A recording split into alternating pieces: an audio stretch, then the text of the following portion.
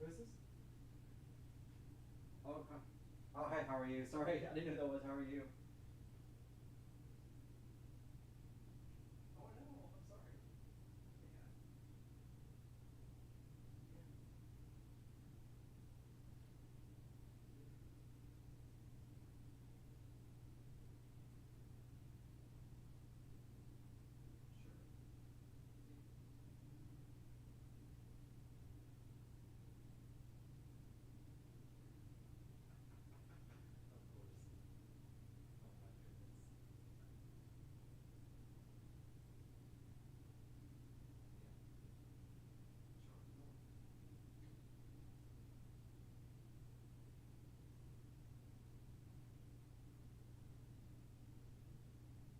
Oh my goodness. Yeah. Sure. That sounds good. Absolutely. Do you mind giving me her name, date of birth again, if you don't mind? Perfect.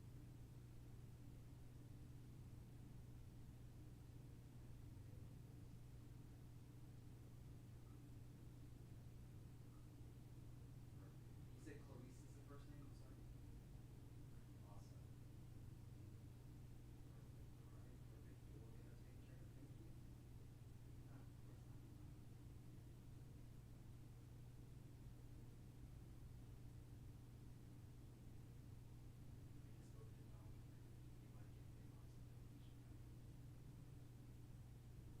to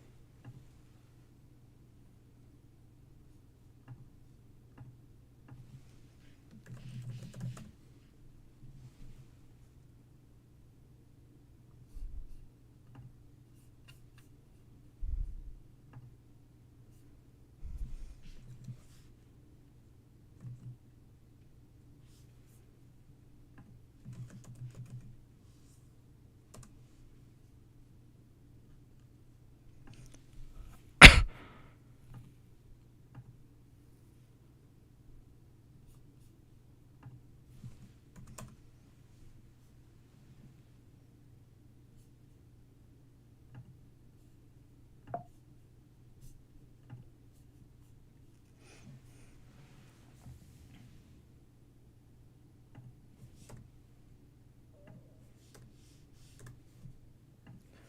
All right, guys, welcome back to our Poop Tip Tuesday. Yay, yay. I want to thank you guys for joining me today. Sorry, Poop Tip Monday. I got to change the name.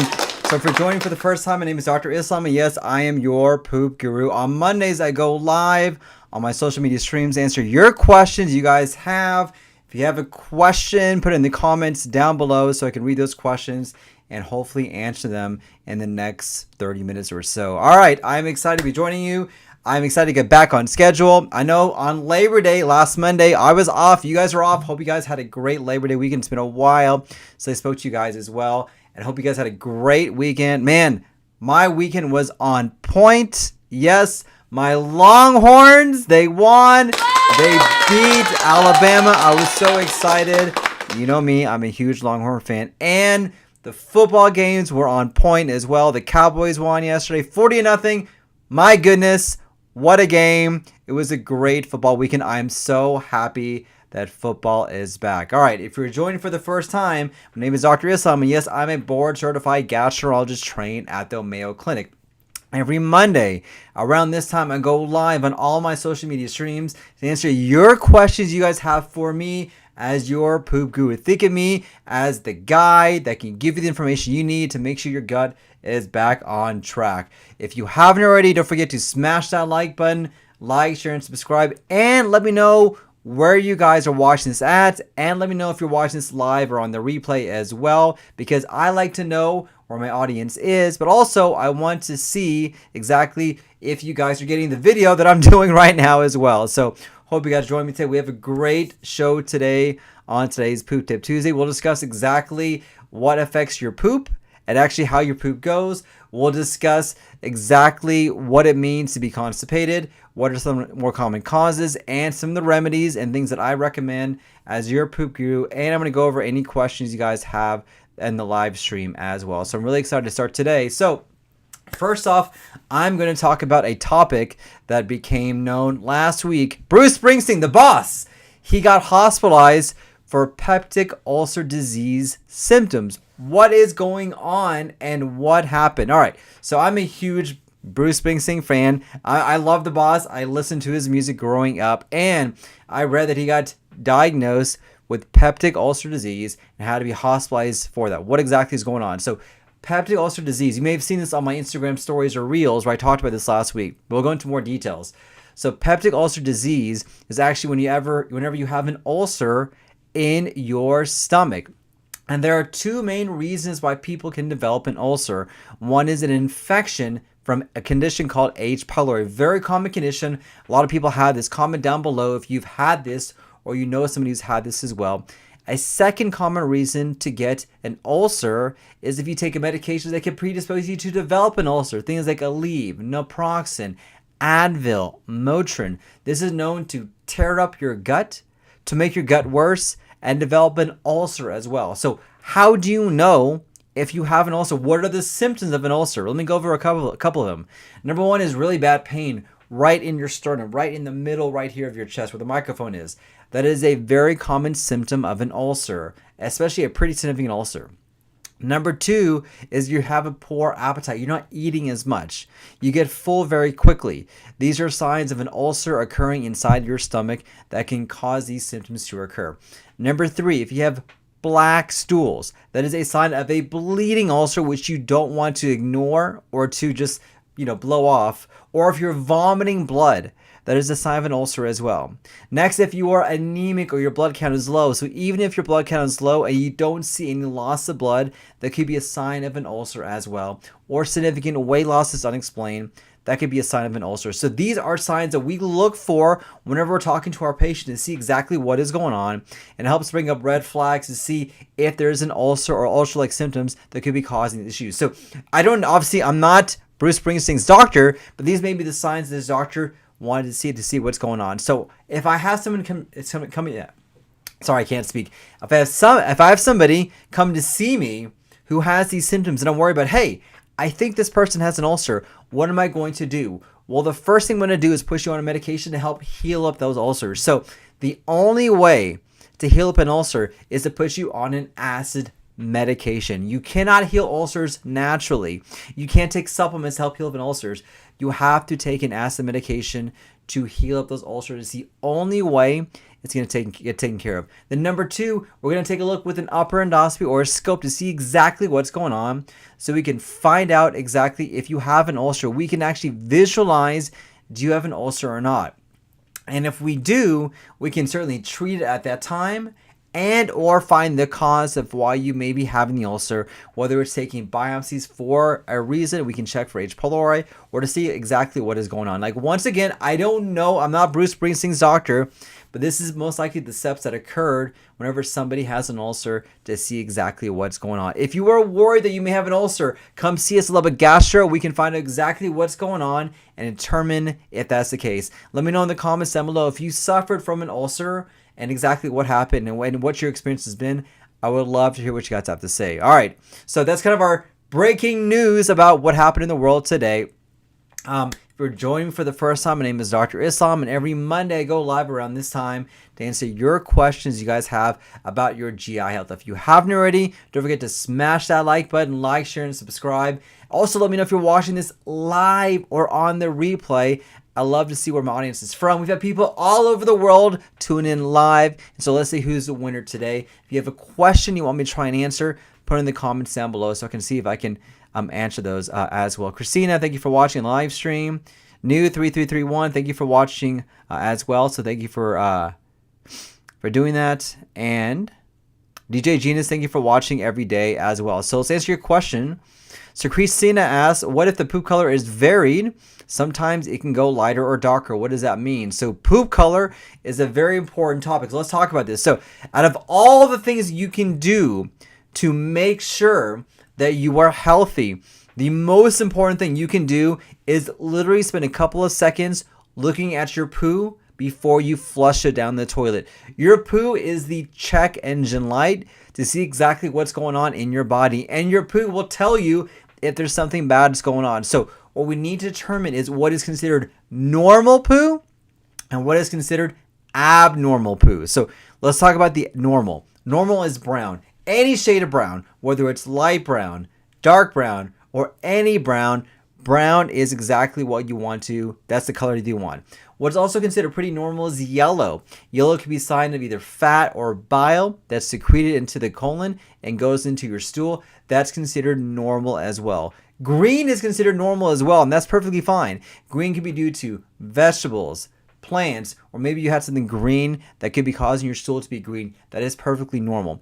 What is not normal is consistently pale colored stools. If you have consistently pale colored stools, you may need to get evaluated for maybe some pancreas issues to see what's going on. What certainly is not normal are black stools.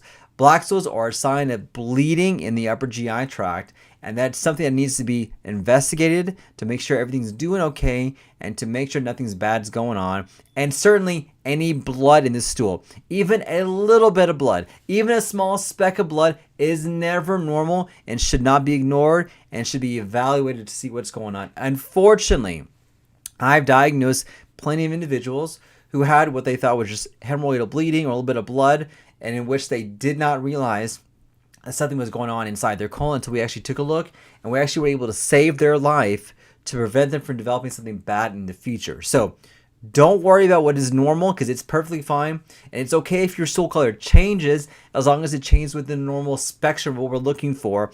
But don't ignore the things that you should be evaluating to see what's going on. Don't forget, check your stool. It's probably the most important thing you can do to keep yourself healthy, keep yourself going, and to make sure everything is doing okay. Great question. Once again, if you're joining for the first time, my name is Dr. Islam. I'm a board-certified gastroenterologist trained at the Mayo Clinic. Come see us at Lubbock Gastro for all your GI needs. If you haven't already, don't forget to smash that like button, like, share, and subscribe. And if you haven't already, don't forget to let me know if you're watching this live or on the replay. And let me know in the comments down below if you have any questions you want me to answer on today's live stream as well. All right. Gina, thank you for watching. And perfect. All right, sounds good. So let's go into the next question that was asked. Hey, Dr. Islam, what exactly happens whenever you have a bowel movement? What is the science behind having a bowel movement? Let's talk about this. So your digestion actually begins when you first see food. The visualization of seeing food actually starts the process of actually getting your salivary glands ready, and you start to secrete acid in your stomach. So the mere sight of seeing food actually begins digestion. So what happens is whenever you eat, the digestion begins inside your mouth. And in your mouth, that's when you actually have the certain enzymes that are there that can break things down. It goes into your stomach, in which you have the breakdown of food until its smallest components, until it gets smaller, smaller, and smaller. And then eventually it goes into your small intestine, where the vast majority of absorption occurs.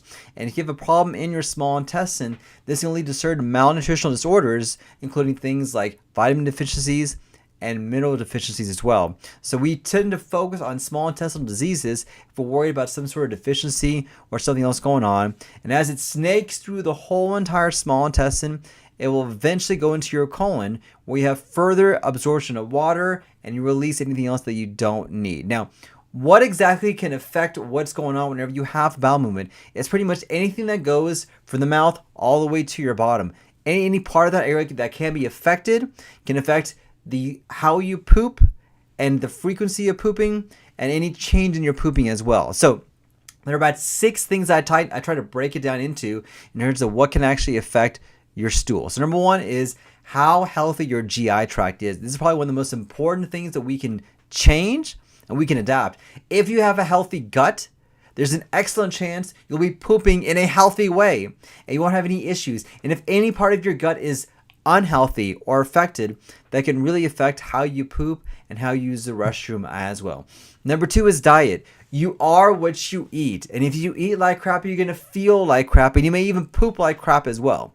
And so you really have to change what you put into your body, because it goes through the whole digestive process in order to break down the foods that you're eating. I had somebody come to see me today, in fact, who told me that I don't understand why I feel terrible. I talked about their diet, and she told me, I eat a corn dog every single day.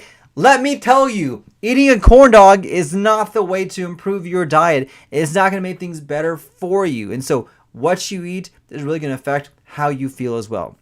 Number 3 is the motility of your gut, how things move throughout the GI tract, how things move in the esophagus, in the stomach, in the small intestine, in the colon, and in the rectum as well.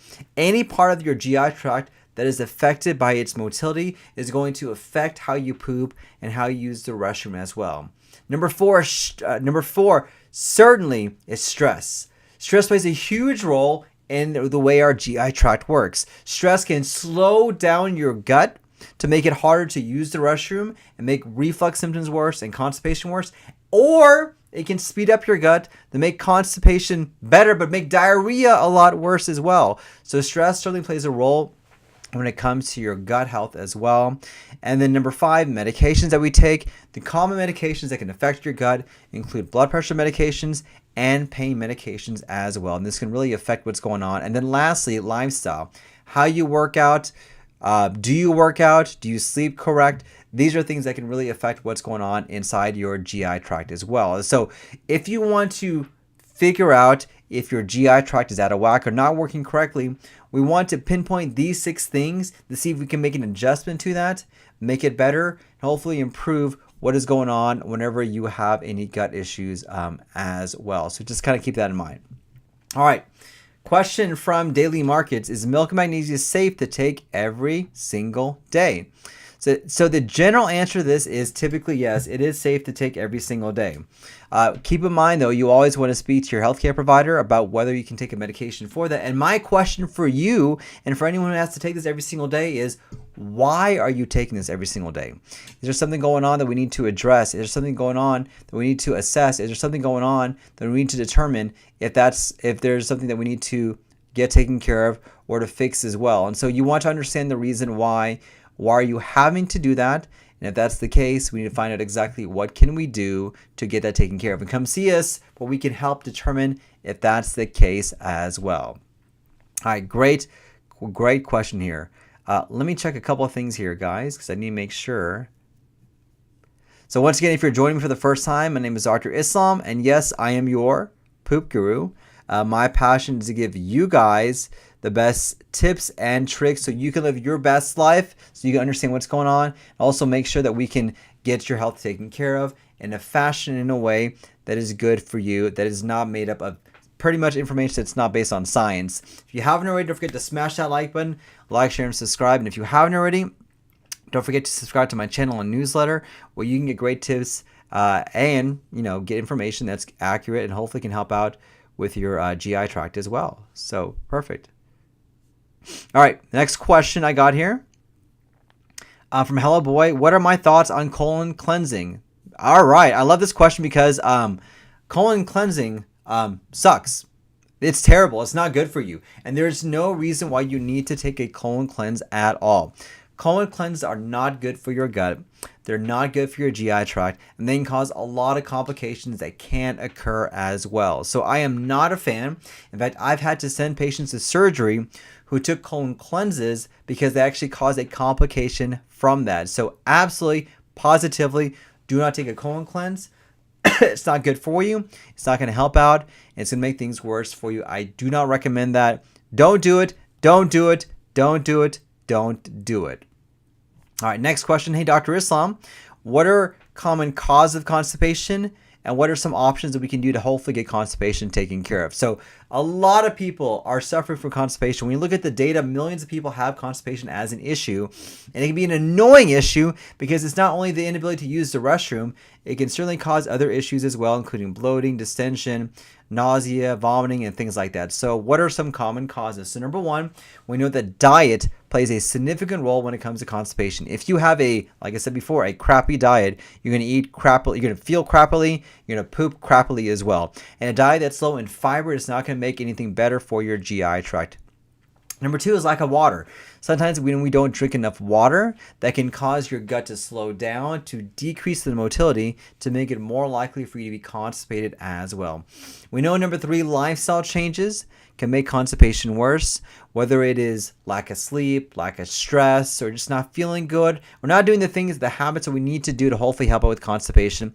That can make constipation worse. We know that medication certainly affects your ability to use the restroom. And I mentioned some of these: opiates, pain medication, anti-inflammatory medications, blood pressure medications. These are things that very commonly can make constipation a lot worse as well. And then lastly, we do know that just getting older can change the motility of your gut, or having sometimes some surgery can change the motility of your gut. And this can also affect constipation as well. So here are my recommendations to help treat your constipation naturally. Let's talk about diet recommendations and then lifestyle change. So dietary options, I recommend number one, fiber. Fiber is the backbone when it comes to gut health. Now, the important thing about fiber is that it is a dual-edged sword, meaning having too much fiber too soon all at once can cause a lot of bloating. So you want to go low and go slow. So go maybe a fourth of a teaspoon and increase that slowly until you can finally get to the recommended fiber of at least 25 grams per day. Number two is that kiwis. Kiwis have been shown in multiple clinical studies to help out with constipation. It is nature's fiber punching food, has a lot of vitamins, minerals, and is good for you and can really help out with constipation. So add kiwis to your diet to help you go more effectively. Number three, you know that coffee acts as a stimulant for your gut. Whether it's decaf or caffeinated, have some coffee. It's going to help move things around, especially if you have coffee first thing in the morning. It actually stimulates what's called the gastrocolic reflex to move things through and help out with motility as well. Number four, mangoes are very effective for constipation. It can help you go. It has natural sugars in there to allow you to use the restroom more effectively. Then lastly, we do know that prunes help out. Whether it's prune juice or prunes themselves, or maybe even dates, can help out with constipation. These are natural dietary options that have been shown in clinical studies to help out with constipation. But there are some lifestyle tips I would recommend as well. So number one, you need to exercise. Your body likes to move. Your body wants to move around. Your gut needs that motility to move things through. And so the more you exercise, the more you can get your body going, the more you can get your body flowing to help you have a good bowel movement. Number two, try to manage your stress. I know it's easier said than done, but stress management does affect your gut, and it can hopefully improve your GI tract as well. So things like yoga, exercise, meditation, going for a simple walk are things that could really help out when it comes to constipation as well. Number three, we do know that making sure you have something hot in the morning can help stimulate what's called the gastrocolic reflex. So having that coffee in the morning can allow you to use the restroom. Number four, having good poop hygiene. This means going to the restroom at the same time every day and just making sure your body gets used to that rhythm of using the restroom. And then number five, don't have poor toilet habits, meaning don't be sitting on the toilet reading a magazine, reading social media, reading the news, because then your body gets used to not using the restroom in a way whenever you feel the urge. And so don't have those poor habits where you're going to make things worse for your GI tract, make things harder for you to use the restroom. So that's a very common question I get. Let me know in the comments down below if you have a question about constipation you want me to address. And don't forget to see us at Love It Gastro, where we can help out with your constipation needs as well. All right, perfect. All right, let me see if I can go over some of the questions as well, here as well. All right. So Gina asks, they say if your poop floats, you have a problem with your gallbladder. So let's talk about that. So What does a fluting? Let me say this one more time. So, question that was asked: what does it mean when my poop floats? Let me know in the comments down below if you guys are wondering about whether it may be a problem if your poop floats. So, what this typically means, it could mean a number of different things. So, number one, you may not have enough fiber in your diet. Fiber can act as a way to help keep that stool together so it doesn't always float up to the very top and get kind of crumbly and go away. But also number two, sometimes floating stool could be a sign of what's called fat malabsorption. Now, there could be a number of different reasons why you could be losing fat. One is that certain medications can make it more likely for you to lose fat. Number two, you could have certain conditions like pancreas issues or a condition called small intestinal bacterial overgrowth or SIBO that can cause fat to not be absorbed, that can cause your stools to float. Number three is that you could have too much bile in your stool that can cause your stool to float. And this is a very common reason for you to get bile is getting your gallbladder removed because your gallbladder is an organ to store bile. And if you don't have that capability to store bile, it can be secreted into your colon to cause a floating stool to occur. And so just kind of keep that in mind. I will tell you, typically, we don't worry about a floating stool, but sometimes we do worry if you're having too much malabsorption, which that floating stool could be a sign of. And sometimes we'll do some testing to see exactly if that's the case and see exactly what is going on as well. All right, guys. Perfect. Well, let me see if I can answer any more questions on here. All right, I think that's pretty much all the questions I've seen so far, guys. All right. Perfect. All right, guys, I want to thank you for watching. So every Monday, we're going to go live on my social media streams. If you want to know if I'll be going live and what questions we'll be doing, don't forget to subscribe to my channel, subscribe to my newsletter, like, share, and subscribe to this. Let me know if you're watching this live or on the replay. Let me know where you're watching this at as well. So far, Christine, Guyana, you are the winner of the furthest place that we're watching today. So you were the winner so far. Let me know what you guys think. Is this time a good time for you? If you have any changes you want to suggest, let me know. I look forward to seeing you guys next week. Have a happy and healthy day. Thanks and take care, guys.